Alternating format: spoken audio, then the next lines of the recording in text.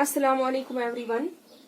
कल के लेक्चर में हमने थोड़ा सा ब्लड का इंट्रोडक्शन पढ़ा था। What's blood and what is the composition of blood.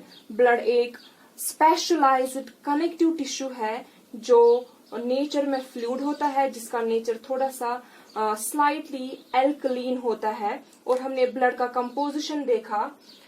तो आज हम बात करेंगे फंक्शंस ऑफ ब्लड।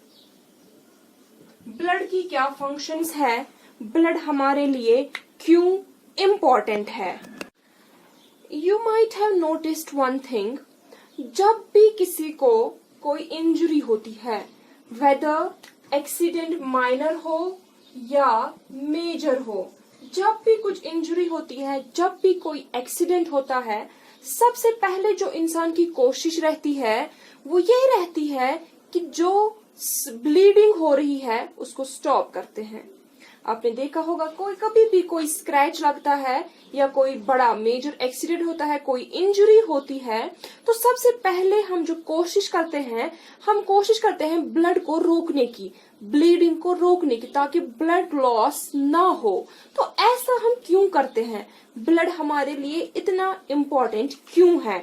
तो इस लेक्चर में हम यही देखेंगे कि ब्लड की हमारी बॉडी में, ब्लड की हमारी लाइफ में क्या इम्पोर्टेंस है, क्यों हमारे लिए ब्लड इतना इम्पोर्टेंट है। यू नो, जो भी सारे ऑर्गन्स है हमारी बॉडी में, दे आर ऑल फिक्स्ड। सारे ऑर्गन्स फिक्स्ड है हमारी बॉडी में। जो कोई भी ऑर्गन है अपनी जगह पे फिक्स है। तो इन ऑर्गन्स को if they want to exchange something, अगर ये इनको एक्सचेंज करने होंगे, कुछ इंपॉर्टेंट न्यूट्रिएंट्स होते हैं या गैसेस होते हैं, इन ऑर्गन्स को आपस में एक्सचेंज करने हैं, तो वहां पे कुछ ट्रांसपोर्टेशन मीडियम होना चाहिए। कोई मीडियम होना चाहिए जो एक ऑर्गन से दूसरे ऑर्गन तक कुछ न्यूट्रिएंट्स हो, गैसेस हो, कुछ वेस्ट्स हो, ट्रांसपोर्ट करने के लिए कुछ ना कुछ चाहिए। तो वो ट्रांसपोर्टेशन मीडियम का काम ब्लड करता है। ब्लड रिस्पॉन्सिबल है फॉर द ट्रांसपोर्टेशन। क्यों ब्लड ही क्यों? क्योंकि जैसे आपने कल इंट्रोडक्शन में पढ़ा, ब्लड का नेचर जो है वो फ्लूइड है, ब्लड लिक्विड है, so blood can easily flow. Blood हर किसी ऑर्गन में जा सकता है। ब्लड हमारी बॉडी में कहीं पे भी जा सकता है, फ्लो कर सकता है। दैट इज वाई ये ब्लड जो है ये काम करता है एज ट्रांसपोर्टेशन मीडियम। तो अब हम एक एक करके देखेंगे ब्लड की क्या क्या फंक्शंस है। पहला फंक्शन रेस्पिरेशन।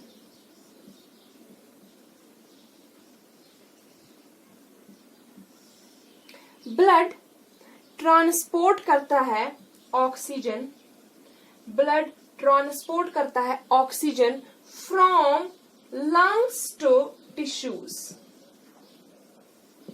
लंग्स से वेरियस टिश्यूज तक, वेरियस ऑर्गन्स तक ब्लड ट्रांसपोर्ट करता है ऑक्सीजन। और सिर्फ ऑक्सीजन ही नहीं, ये कार्बन डाइऑक्साइड को बैक यहां से ऑक्सीजन लेता है लंग से टिश्यूज तक, और वहां से टिश्यूज से वापस कार्बन डाइऑक्साइड लाता है और लंग्स तक उसको ट्रांसपोर्ट करता है। तो ब्लड का काम क्या है अब? Transport of oxygen from lungs to various tissues of the body and carbon dioxide from tissues to the lungs. पहला फंक्शन। दूसरा फंक्शन ब्लड का एक्सक्रीशन। ब्लड का दूसरा फंक्शन है एक्सक्रीशन का।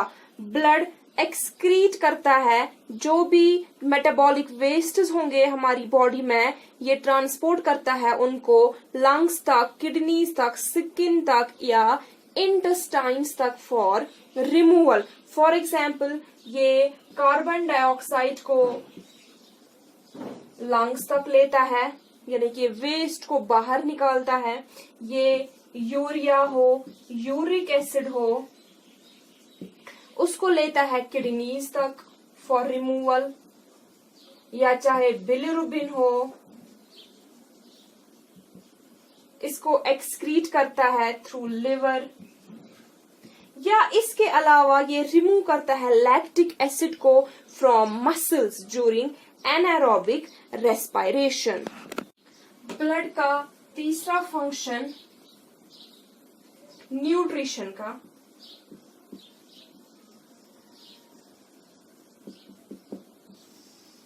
न्यूट्रिशन का तीसरा फंक्शन, ब्लड जो है ये एब्जॉर्ब करता है न्यूट्रिएंट्स को।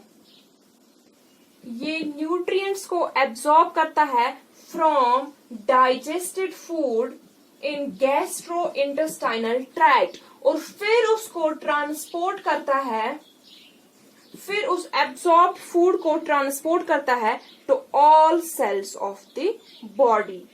इसका चौथा फंक्शन है, ये जो हमारी बॉडी में एसिड बेस बैलेंस है उसको मेंटेन रखता है। Maintenance of acid base balance. इसका और एक फंक्शन है, वाटर बैलेंस को रेगुलेट करता है हमारी बॉडी में, रेगुलेट वाटर बैलेंस। ब्लड का और एक फंक्शन है, ये बॉडी टेम्परेचर को भी मेंटेन करता है। इट रेगुलेट्स बॉडी टेम्परेचर या it maintains body temperature.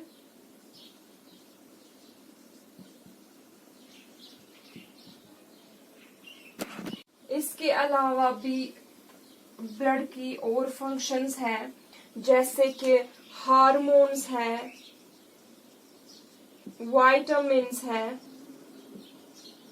Salts है जिसमें कैटाइन्स एनाइन्स आते हैं। कैटाइन्स में सोडियम, पोटेशियम, कैल्शियम, या एनाइन्स में क्लोराइड्स, फॉस्फेट्स, सल्फेट्स, कार्बोनेट्स, उन सब को ट्रांसपोर्ट करता है। इसके अलावा मेटाबोलाइट्स को ट्रांसपोर्ट करता है ब्लड। ये सारा काम कौन करता है? ये ब्लड करता है। इसके अलावा मेन जो मोस्ट इम्पॉर्टेंट फंक्शन है, ये डिफेंस, ये प्रोटेक्ट करता है हमें।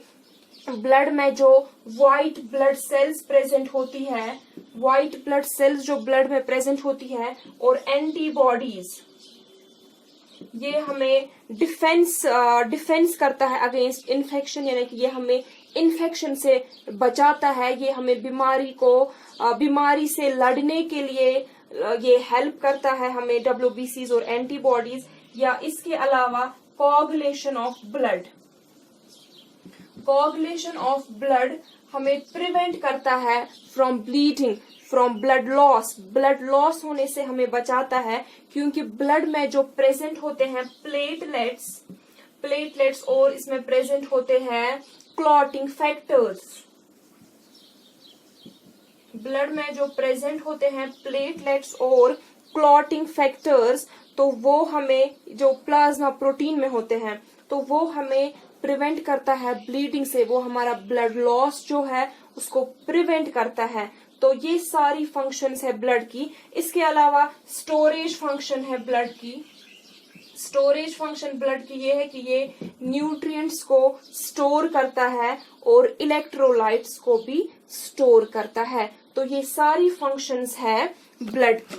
इन सारी फंक्शंस को, ये जो सारी फंक्शंस मैंने बोली, इन सारी फंक्शंस को कैटेगराइज किया तीन कैटेगरीज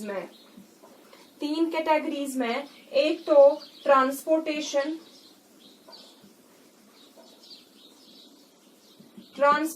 में यही रेस्पिरेशन आएगा, न्यूट्रिशन आएगा, एक्सक्रीशन आएगा। फिर दूसरा